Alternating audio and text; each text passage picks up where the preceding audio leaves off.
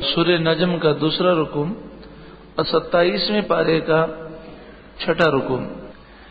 وَكَم مِّن مَلَكٍ فِي السَّمَاوَاتِ لَا تُغْنِي شَفَاعَتُهُمْ شَيْئًا.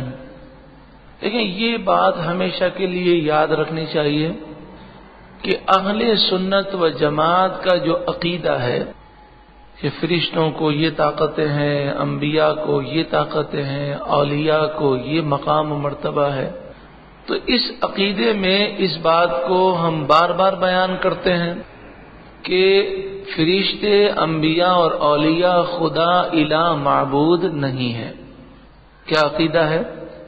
فرشتے، انبیاء اور اولیاء خدا معبود نہیں ہے، الہ نہیں ہے. دوسری بات یہ کہ جو ان کی طاقتیں ہیں اللہ کے اذن سے ہیں. اللہ کے اذن کے بغیر، اس کی مشیت کے بغیر پتا بھی ہل نہیں سکتا. اگر یہ تصور کیا جائے کہ فرشتہ اللہ کے حکم کے بغیر یہ کام کر سکتا ہے تو یہ کفر ہے، یہ شرک ہے. یا یوں سمجھا جائے کہ اللہ تعالیٰ نے انہیں ہوائیں چلانے کا اختیار دے دیا، اب اللہ نہ چاہے تب بھی یہ ہوا چلا سکتے ہیں، یا اب انہیں اللہ کے اذن کی ضرورت نہیں ہے، تو یہ عقیدہ بھی کفریہ ہے.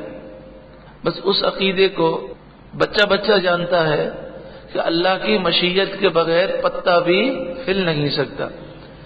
تو ہم جو انبیاء اور اولیاء اور فرشتوں کے مقام، مرتبے اور طاقتوں اور اختیارات کو مانتے ہیں، وہ اختیارات اسی طرح ہیں کہ جس طرح یہ ہمارا ہاتھ ہے.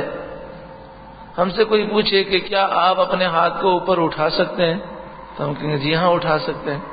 اب وہ ہم سے پوچھے کہ اللہ نہ چاہے تو اٹھا سکتے ہیں تو کیا جواب دیں گے؟ ہم نہیں اٹھا سکتے. ہم ہاتھ اٹھا رہے ہیں، ہمیں اختیار ہے، پلک جھپکنے کا اختیار ہے، چلنے کا اختیار ہے، اور جتنی چیزوں کے ہم مالک ہیں، جتنے ہمیں اختیارات ہیں، یہ اختیارات اللہ کے اذن کے ساتھ ہیں، اس کی مشیت کے مطابق ہے.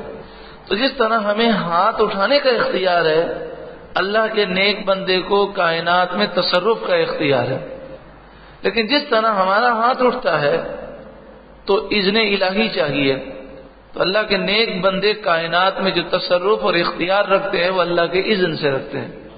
اس میں کوئی کسی قسم کے شک اور شبہ والی بات نہیں ہے. تو فرمایا وَكَم مِّن مَلَكٍ فِي السَّمَاوَاتِ لَا تُغْنِي شَفَاعَتُهُمْ شَيْئًا.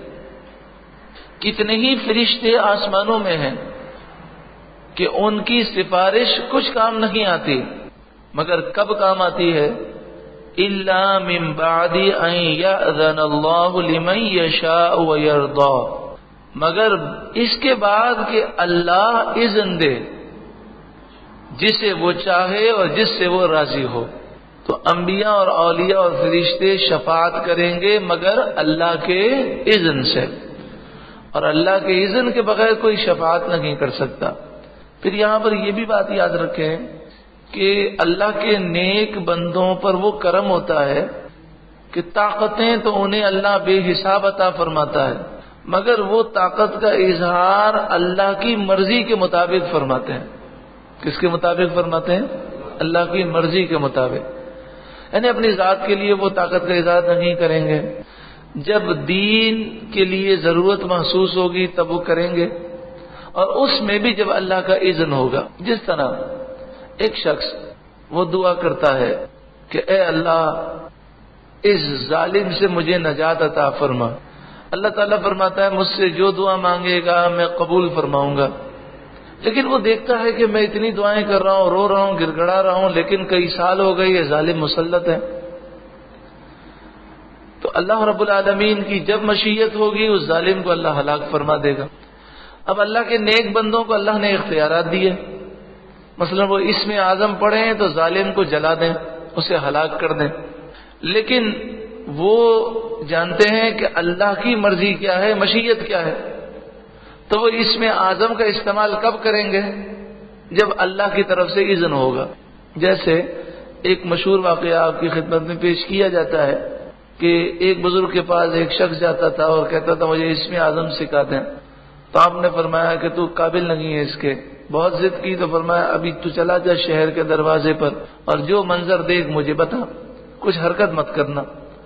وہ آیا اور کہا بڑا خطرناک منظر دیکھا، ایک غریب آدمی بیچارہ لکڑیاں کاٹ کے آ رہا تھا، تو فوجیوں نے اس کو مارا بھی، اس کا گدا بھی لے لیا اور اس کی لکڑیاں بھی چھین لی اور اس کو مار مار کر اس کو بھگا دیا۔ تو آپ نے فرمایا اگر تیرے پاس اسم اعظم ہوتا تو کیا کرتا؟ تو اس نے کہا اگر اسم اعظم ہوتا تو میں پڑھ کر ان دونوں کو ہلاک کر دیتا۔ آپ نے فرمایا میں نے کہا نا کہ تو اسم اعظم کو برداشت نہیں کر سکے گا، تو اس قابل نہیں ہے۔ جس غریب آدمی کو انہوں نے مارا اور سب کچھ چھین لیا، اسی نے مجھے اسم اعظم سکھایا ہے۔ یعنی اسم اعظم ہے، طاقت بھی ہے اللہ کی عطا سے، لیکن وہ اظہار نہیں کر رہے، اسے استعمال نہیں کر رہے، کیونکہ اس میں اللہ کی مشیت نہیں ہے یا اللہ کی مرضی نہیں ہے۔ تو اللہ تبارک و تعالیٰ کے نیک بندے اللہ کی عطا سے طاقت رکھتے ہیں۔ جیسے فرشتوں کے متعلق ہم نے سنا کہ حضرت جبریل یا دیگر فرشتے ایسی طاقت رکھتے ہیں کہ وہ ایک پر کے کونے پر پوری دنیا کو الٹ دیں، لیکن اتنے گناہ ہو رہے ہیں اور اتنے ظالم کافر ہیں تو وہ ایسا کیوں نہیں کرتے؟ تو وہ اللہ کے حکم سے کرتے ہیں۔ اللہ تعالیٰ چاہے تو خود ہی ہلاک فرما دے انہیں، لیکن اللہ تعالیٰ کی مشیت ہے کہ اس نے مہلت دی ہے۔ تو ان چیزوں کو سمجھنا چاہیے۔ ارشاد فرمایا الا من بعد ان یأذن من بعد ان یأذن اللہ لمن یشاء ویرضی، فرشتے شفاعت کریں گے کب؟ جب اللہ چاہے گا اور اللہ جس سے راضی ہوگا، جسے اجازت دے گا، اس کے اذن کے بعد وہ شفاعت کریں گے اور اللہ قبول بھی فرمائے گا۔ سوال یہ ہے کہ جب جنت میں اللہ ہی ڈالے گا اور جسے وہ چاہے گا اسی کو ڈالے گا، کوئی شفاعت کے ذریعے، سفارش کے ذریعے اللہ کو مجبور کر نہیں سکتا اور اللہ کی اذن کے بغیر وہ شفاعت کر نہیں سکتا۔ تو پھر یہ اللہ نے کیوں رکھا کہ شفاعت ہوگی، پھر لوگ جہنمی جنہیں اللہ چاہے گا انہیں جنت میں ڈالے گا؟ بات یہ ہے کہ اللہ تعالیٰ کل بروز قیامت اپنے نیک بندوں کے مقام و مرتبے کو دکھائے گا کہ دیکھو میرے دربار میں ان کا مقام و مرتبہ کتنا بلند و بالا ہے۔ ان الذین لا یؤمنون بالآخرہ، بے شک وہ جو آخرت پر ایمان نہیں رکھتے، لَيُسَمُّونَ الْمَلَائِكَةَ تَسْمِيَةَ الْأُنثىٰ، وہ فرشتوں کا نام عورتوں کی طرح رکھتے ہیں۔ وَمَا لَهُم بِهِ مِنْ عِلْمٍ، ان کے پاس کوئی علم نہیں۔ إِن يَتَّبِعُونَ إِلَّا الظَّنَّ، یہ تو من گھڑت باتوں کے خیالات میں پڑے ہیں اور من گھڑت خیالات کے پیچھے چلتے ہیں۔ وَإِنَّ الظَّنَّ لَا يُغْنِي مِنَ الْحَقِّ شَيْئًا، اور من گھڑت خیالات حق کا مقابلہ نہیں کر سکتے۔ فَأَعْرِضْ عَمَّنْ تَوَلَّىٰ، تو جو عَمَّنْ تَوَلَّىٰ عَنْ ذِكْرِنَا، جو ہماری یاد سے غافل ہے اس سے آپ اعراض کر لیجئے۔ وَلَمْ يُرِدْ إِلَّا الْحَيَاةَ الدُّنْيَا، اور اس نے تو صرف دنیا کی زندگی چاہی، دنیا کی خاطر اللہ کو بھول بیٹھا۔ ذَلِكَ مَبْلَغُهُم مِّنَ الْعِلْمِ، یہاں تک ان کے علم کی پہنچ ہے، ساری محنتیں وہ صرف دنیا کے لیے کرتے ہیں۔ إِنَّ رَبَّكَ هُوَ أَعْلَمُ بِمَنْ ضَلَّ عَنْ سَبِيلِهِ، بے شک تمہارا رب خوب جانتا ہے اسے جو اس کی راہ سے بہک گیا۔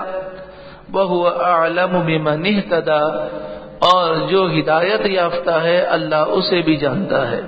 وَلِلَّهِ مَا فِي السَّمَاوَاتِ وَمَا فِي الْأَرْضِ، جو کچھ آسمانوں میں ہے جو کچھ زمین میں ہے وہ سب اللہ ہی کا ہے۔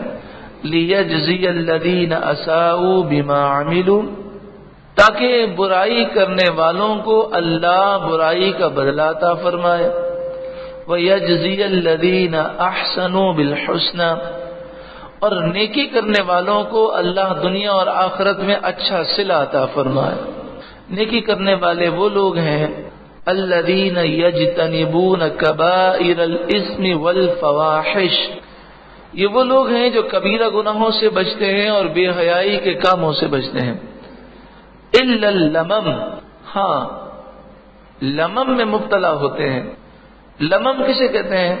گناہ کے پاس گئے اور رک گئے، یعنی کبھی شیطان نے بہکا دیا، نفس نے بہکایا اور گناہ کی طرف وہ بڑھے، فوراً ان کی آنکھیں کھل گئیں اور وہ گناہ سے بچ گئے تو یہ ان سے ہو جاتا ہے، پھر وہ توبہ بھی کرتے ہیں۔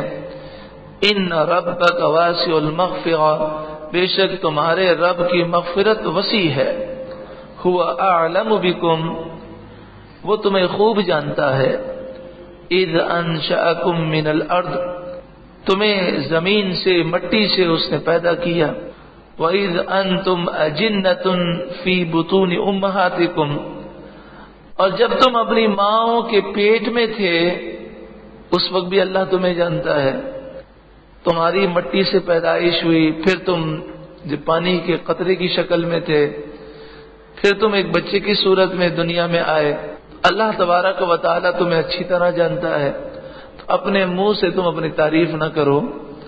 فلا تزکوا انفسکم، تو اپنی جانوں کو سترا نہ بتاؤ۔ ہوا اعلم بمن اتقى، جو متقی ہے اللہ اسے خوب جانتا ہے۔